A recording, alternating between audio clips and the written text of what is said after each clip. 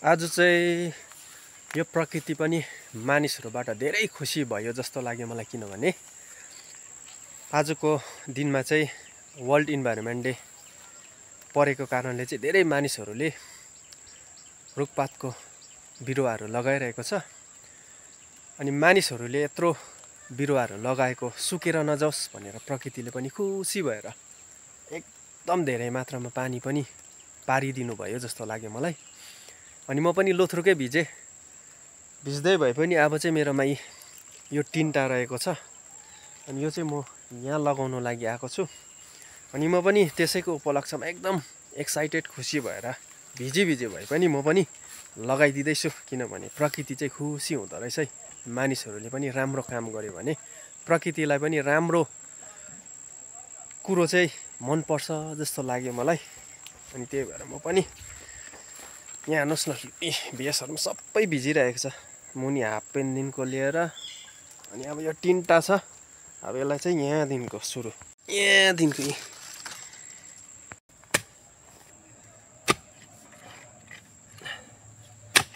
एकदम मजाले जमिन पनि भिजाइदिएको छ। एकदम खुसी भएको छ आज प्रकृति चाहिँ हामीसँग, अनि हामीले पनि केही त गर्नु पर्यो। त्यही भएर चाहिँ म पनि भिजी भए पनि अहिले पनि पानी त कम्ती भए पनि आइरहेको छ, तरै पनि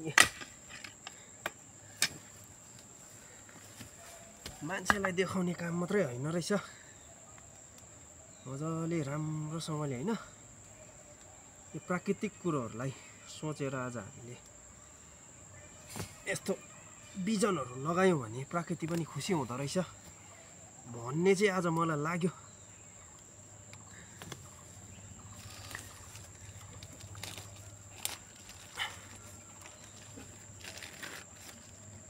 यो चाहिँ लास्ट हो, मैले निकै तलबाट रोप्दै आएको, धेरै रुखपातको बिरुवाहरू पनि रोपिसकेको छु। अनि अहिले चाहिँ यो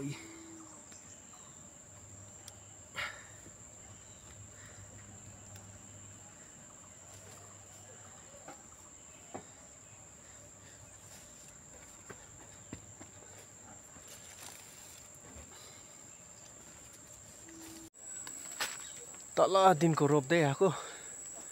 अनि यहाँनिर चाहिँ त्यो टिन्टा रहेको थियो, त्यो चाहिँ यहाँ सके।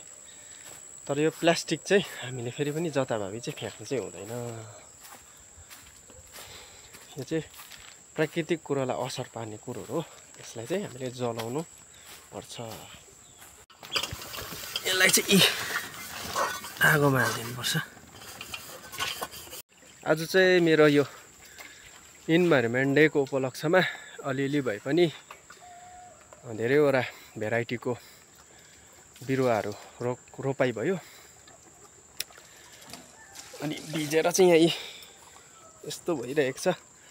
अनि तपाईँसँग नेक्स्ट ब्लगमा भेट्नेछु। सबैलाई टेक केयर।